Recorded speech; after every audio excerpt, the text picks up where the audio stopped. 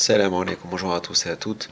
Nous allons analyser très rapidement les frappes ou l'attaque iranienne sur Israël dont tout le monde parle dans les médias depuis quelques jours désormais.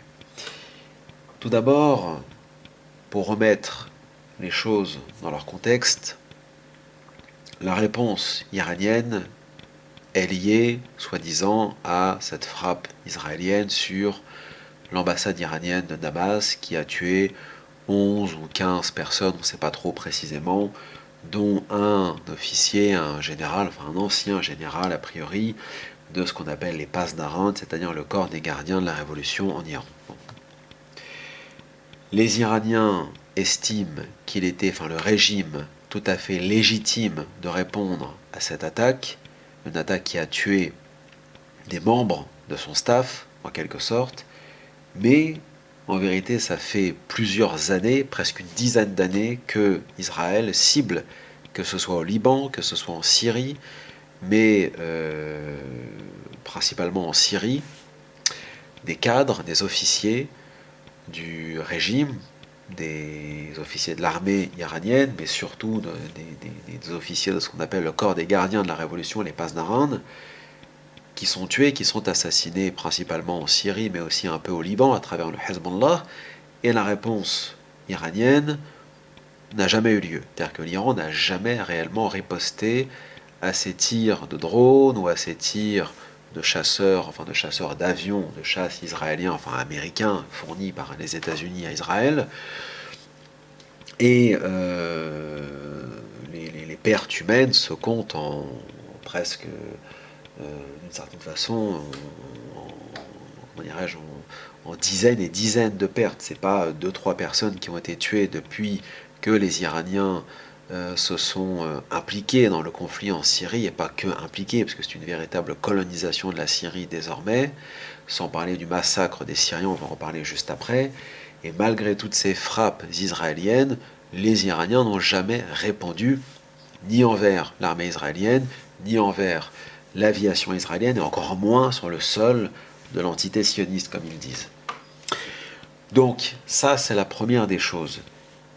Maintenant que l'Iran a répondu avec des drones et des missiles, tantôt balistiques, d'autres missiles de croisière, certains estiment que c'est une première dans l'histoire du conflit en Palestine, c'est-à-dire de voir un pays souverain, soi-disant, attaquer un autre État souverain, soi-disant. Or, cela a déjà eu lieu dans les années 80 ou 90, je ne sais plus précisément, enfin c'était après, si je ne m'abuse, la guerre Iran-Irak, où le régime irakien de Saddam Hussein a tiré des missiles Scud, tout aussi foireux par ailleurs, sur Israël, qui a priori n'ont pas fait de victimes ni de gros dégâts.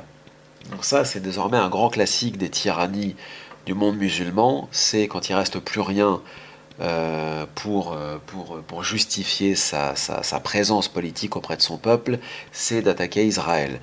Alors, l'argument habituel des masses consiste à dire que le fait de dire cela, c'est en gros valider le sionisme ou aller dans le sens des sionistes, etc. Or, pas du tout. Disons-le ouvertement, tous ces régimes sont des régimes effroyables et tout aussi criminels que l'est l'entité sioniste vis-à-vis des Palestiniens. Donc, ce que j'essaie d'expliquer ici, c'est que pour ne pas perdre définitivement la face auprès de leur population, les tyrans et les dictateurs du monde arabe, et pas que, reviennent aux fondamentaux. Revenir aux fondamentaux, ça veut dire attaquer Israël, ça veut dire soutenir soi-disant telle ou telle attaque de telle ou telle faction palestinienne sur Israël. Ça permet de remettre un jeton dans la machine tiers-mondiste, révolutionnaire, nationaliste, pan-arabe et ainsi de suite, complètement périmée, cramée, mais c'est pas grave. Donc, il y a ces frappes iraniennes, on va en parler après, mais rappelons dans un premier temps qui sont, enfin très rapidement du moins, qui sont, façon de parler, les Iraniens et quel est leur impact. Puisque quand les Iraniens veulent tuer quelqu'un, ils n'y vont pas de main morte et ils n'y vont pas par quatre voies, par quatre chemins comme on dit.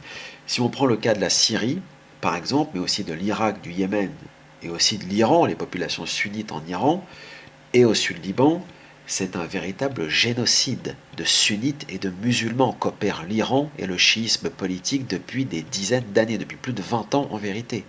Ça a commencé en Irak quand les Iraniens sont intervenus aux côtés des Américains, quand Soleimani a contracté, on va dire, une alliance avec les forces américaines, quand il a mis à disposition des Américains des combattants chiites iraniens et irakiens pour attaquer le triangle sunnite dans le nord de l'Irak, notamment à Fallujah et ainsi de suite. Pendant que l'aviation américaine était en train de balancer du phosphore blanc et de pilonner Fallujah, les troupes qui avançaient au sol pour attaquer Fallujah et les autres villes sunnites du nord de l'Irak étaient des miliciens chiites sous le commandement de Soleimani et notamment du fameux James Steele qui vit d'une retraite, de ce que j'ai compris, désormais en Afrique avec le pognon sûrement des Irakiens et des Iraniens, entre parenthèses. C'est ce James Steele qui a organisé notamment la guerre civile au Salvador dans les années 80, mais aussi, il me semble, au Nicaragua, qui ont fait des milliers de morts et qui sont par ailleurs la cause de l'exode de centaines de milliers de jeunes et de moins jeunes du Salvador vers les États-Unis, ce qui a donné par la suite les MS-13, les MS-18, etc., les gangs de rue de jeunes complètement désœuvrés qui sont partis reproduire dans les rues de Los Angeles ce qu'ils avaient vu de leurs propres yeux chez eux au Salvador ou au Nicaragua. Enfin bref, ce James Steele, c'est lui qui a coordonné toutes ces, avec Soleimani, brigades comme la brigade Al-Badr ou la brigade du Loup en Irak qui ont exterminé les sunnites en Irak pour prendre définitivement le contrôle de l'Irak, parce qu'aujourd'hui l'Irak est un bastion iranien, c'est une province iranienne, une province du régime khomeiniste iranien.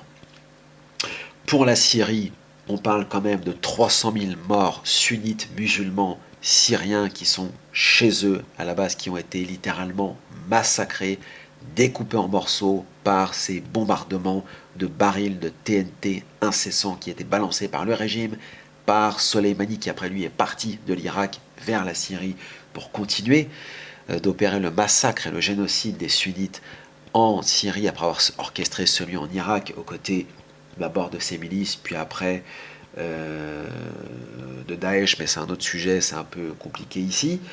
Et ensuite au Yémen, alors on ne sait pas si Qasem Soleimani a directement été impliqué, mais on sait comment l'Iran a manipulé la révolution yéménite et comment elle a imposé les Houthis, qui à la base sont des zaïdites, mais qui sont désormais convertis crypto, on va dire, au chiisme duodécimain. Et il y a plein de déclarations de ces leaders qu'on peut retrouver désormais sur Internet, certaines sont traduites, qui vont dans le sens du chiisme duodécimain et de la validation du concept de la wilayat al-faqih que Khomeini a mis en place en Iran après la révolution. Il en est de même au Liban, où les sunnites ont été terrassés à plusieurs reprises par le Hezbollah et par d'autres milices chiites comme ML. Donc le rôle du chiisme politique, du khomeïnisme et de l'Iran, c'est exterminer les musulmans, les sunnites, principalement. Et ils le font très bien. Quand ils veulent tuer des gens, il suffit de regarder le nombre de vidéos incroyables sur Internet, sur Twitter, etc. Des bombardements iraniens à partir de drones, à partir de... Parce que pour bien qu'on se comprenne, les Iraniens, s'ils voulaient frapper Israël, ils avaient tout le matos qu'ils voulaient à partir de la Syrie et du Liban, en termes de drones, et en termes de missiles. Ils ne l'ont pas fait, et on va expliquer pourquoi par la suite.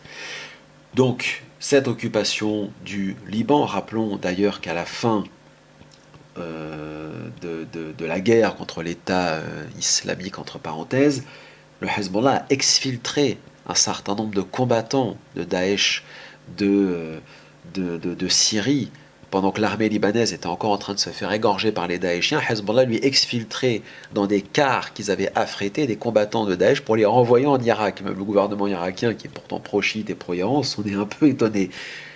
Il faut être vraiment débile pour ne pas voir, si vous voyez ce que je veux dire. Bon. Ensuite, en termes de finalité, ce qui est devenu la Syrie, je veux dire, vous regardez les images de la Syrie qui a littéralement été pulvérisée par l'aviation iranienne et russe, donc c'est-à-dire avec l'aide de Poutine et des autres, on croirait Gaza, mais en pire. Donc, comment on peut être musulman sincèrement, soutenir l'Iran, alors que même désormais au Liban, vous avez des ayatollahs qui sont des anciens du Hezbollah et ainsi de suite, qui condamnent l'Iran condamnent Hezbollah, condamnent Soleimani, voire même qui ont applaudi à sa mort et ainsi de suite, parce que eux qualifient leurs actes, bien que eux soient chiites, comme étant des actes de kofr, de mécréance vis-à-vis du peuple syrien. Mais voir des sunnites en 2024 continuer d'applaudir l'Iran, alors si on parle des boomers ou des demi-boomers en mode tiers-mondiste, Alger, la rouge, pan-arabe, bon, c'est des clochards, j'en parle même pas, mais les autres, les jeunes, là, qui sont en mode ouais, ça c'est un Iran, vous êtes complètement paumés, apprenez votre din un petit peu. Vous n'avez pas d'aqida, vous n'avez pas de minhaj pour savoir ce que c'est que le chiisme. Je vous renvoie à l'excellent site mahajja.com qui est tenu par des élèves et par des ulama qui sont hanafites, a priori, qui sont des sunnites, des vrais pour le coup. Bon, c'est pas tout à fait mon minhaj, mais on s'en fout. L'essentiel, c'est la vérité historique et la vérité théologique pour comprendre ce qu'est le chiisme et ce que disent les chiites, les ayatollahs, les mollahs, hujjatul islam, etc. J'ai fait 3 vidéos sur le chiisme. Il y en a une dernière que je dois publier, Inch'Allah. Donc, on ne peut pas dire autant d'âneries quand on sait par ailleurs que les Iraniens sont et vivent sous la botte du régime des mollahs en Iran et qui n'ont guère le choix que de se soumettre à tous ces gens qui sont une véritable caste, une véritable mafia qui vivent du khums, c'est-à-dire du vol et du rapt de l'argent des Iraniens pour après aller bombarder les autres, c'est-à-dire nous les musulmans et aussi les chrétiens de Syrie, etc. Bien évidemment, enfin tous les Syriens. Alors, est-ce que c'est une attaque, tout d'abord, là, en Israël, pour la Palestine ou pour Gaza? Absolument pas. C'est une attaque pour venger uniquement le sang des officiers Pasdaran, et encore, ça dépend lesquels, puisque tous n'ont pas été vengés, puisque ça commence à se chiffrer en centaines depuis 2011, les bombardements israéliens en Syrie et au Liban. Et puis d'ailleurs, pourquoi sauver la peau des Palestiniens gazaouis? Dans la mesure où dans l'idéologie chiite, on considère que tous les sunnites, tous les ahl sunnah sont des nasiba nawasib, c'est-à-dire des kuffars, des mécréants. Bon, alors on a vu même ces missiles survoler la mosquée d'Al-Aqsa, ils auraient pu toucher le dôme du rocher ou le masjid d'Al-Aqsa, ça n'aurait posé aucun problème aux Iraniens ou aux ayatollahs. Pourquoi? Parce qu'il faut aller sur internet et écouter les vidéos de ces mêmes ayatollahs, Mullah Hujjatul Islam, qui le disent très clairement. Nous ne croyons pas en la Palestine, nous ne croyons pas en la mosquée d'Al-Aqsa parce qu'elle n'existe pas sur terre, disent-ils. Elle existe dans les cieux. Donc ils ne croient pas en cette mosquée, ils ne considèrent pas que c'est un lieu saint de l'islam. Pour eux, cette mosquée, c'est rien. Et en plus, c'est la mosquée Omar. Et Omar est un kafir morted pour les chiites. Donc ils s'en foutent, encore une fois. Donc, ça c'est la deuxième des choses. Et dernièrement, on va finir là-dessus, c'est sur le bilan de cette pseudo-opération ou attaque. Le régime a envoyé des centaines de drones suicides, des shahids comme ils disent, et des missiles tantôt balistiques, croisières, etc. Il y a eu plus de 200 missiles tirés, plus de 300 drones envoyés. Au final, 0 dégâts, 0 mort, en dehors d'une seule victime, une petite fille bédouine palestinienne arabe qui est blessée, voire décédée au moment où je fais cette vidéo. Donc c'est dire à quel point que même quand les chiites, même quand les majous d'Iran veulent bombarder soi-disant l'entité sioniste comme ils disent du matin au soir, ils trouvent le moyen de tuer qu'une seule catégorie de personnes, c'est-à-dire des musulmans, des sunnites et des arabes. C'est extraordinaire quand même. Alors, par rapport à cette attaque qui est soi-disant à réciprocité égale avec ce qu'a fait Israël. Ok, Israël bute des chiites depuis 2011, aucune réponse, rien. Là, ils viennent de pulvériser une ambassade avec un missile. Il faut dire les choses telles qu'elles sont. Je veux dire, les Israéliens, avec un malheureux drone et un missile, ont écrabouillé, un remove kebab, comme ils disent sur Internet certains, une quinzaine de chiites. Réponse iranienne, il n'y a rien. Les Israéliens ont dépensé un drone, un missile.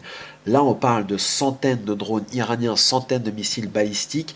Ils ont prévenu les USA avant l'attaque, prévenu l'Occident, prévenu la Jordanie, prévenu tout le monde. Tout le monde a fermé son espace aérien. C'est un jeu, c'est un sketch.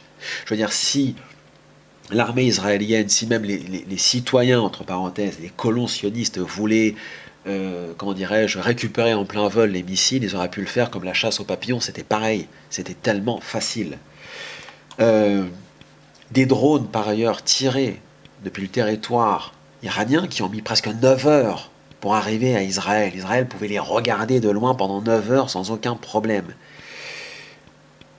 Enfin bref, ça laissait le temps aux Israéliens de faire tout ce qu'ils voulaient, de planifier, comment dirais-je, la défense de cette attaque. Et tout le monde y a participé, même la France, les États-Unis, la Jordanie, même l'Arabie Saoudite maintenant affirme avoir aussi participé à capter certains de ces missiles en dehors du dôme de fer, etc.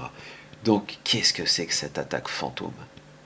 Je veux dire, quand les Iraniens bombardaient la Syrie ou bombardaient l'Irak avec leurs milices terroristes, là c'était du jackpot. Ils tuaient 10, 20, 30, 40, 50, 100 000 personnes d'un coup. Sans problème, parce que c'était des musulmans, des sunnites, des nasiba, des nawasib, des kuffars, comme ils disent. Or là, on parle de gens qui ont qui leur ont ouvertement déclaré la guerre en bombardant leur ambassade à Damas, en tuant des dizaines et des dizaines depuis, regardez, au mois de janvier et au mois de février, encore une fois, il y a eu des attaques de drones, il y a eu 10-15 morts au Liban et en Syrie. Certains étaient des officiers, encore une fois, des passes. Il n'y a eu aucune réponse. Il n'y a eu absolument aucune réponse. Quand Qasem Soleimani a été tué, la réponse iranienne, ça a été de bombarder une base américaine à Erbil en ayant prévenu les Américains avant. Qu'est-ce que c'est que cette façon de faire la guerre? On prévient ses ennemis avant de frapper. Les Américains ne préviennent personne. Ils ont balancé un missile sur le véhicule où se trouvait Soleimani et le chef de Hajj al-Sha'bi. On n'a pas à prévenir ses ennemis quand on les tue. Donc à quoi jouent les Iraniens en fait? Est-ce qu'ils ont vraiment envie de rentrer en guerre contre leurs pseudo-ennemis ou est-ce qu'ils jouent à un jeu en fait avec les Américains et Israël? Là, ils ont prévenu toute la région avant d'envoyer leurs drones. Les Israéliens, eux, n'ont prévenu absolument personne avant de bombarder, puisque c'est un bombardement à Damas dont la finalité c'était d'éliminer. Là, les Iraniens n'ont éliminé absolument personne. Coût de l'opération, et on va s'arrêter là-dessus parce que c'est tellement ridicule, plus de 40 millions de dollars de dépensés en une soirée, avec ces drones et avec ces missiles. Alors que vous avez la moitié de la jeunesse iranienne qui est au chômage, vous avez des millions de SDF dans les rues d'Iran, souvent d'ailleurs parfois ce sont des Afghans, des réfugiés, vous avez des millions de toxicos dans les rues de Téhéran et du reste du pays. Il faut regarder le film La Loi de Téhéran, qui est un film iranien, par ailleurs, c'est pas un film de propagande. Que fait le régime en fait? Il dépense des millions pour rien, pour des drones et des missiles foireux qui ont fait prout et qui ont disparu dans les airs en quelque sorte. C'est une blague, pardon, c'est un sketch.